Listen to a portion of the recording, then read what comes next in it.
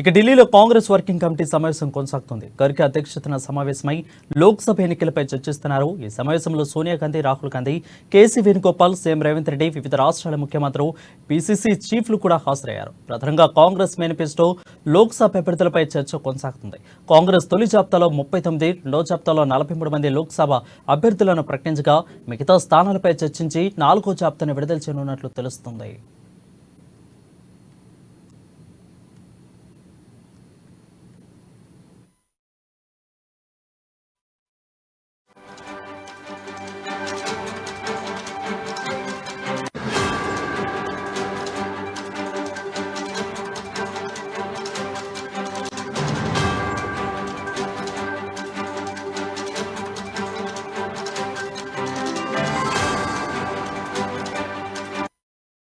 Breaking news చూస్తున్నాం. ఢిల్లీలో Congress working committee సమావేశం కొనసాగుతుంది.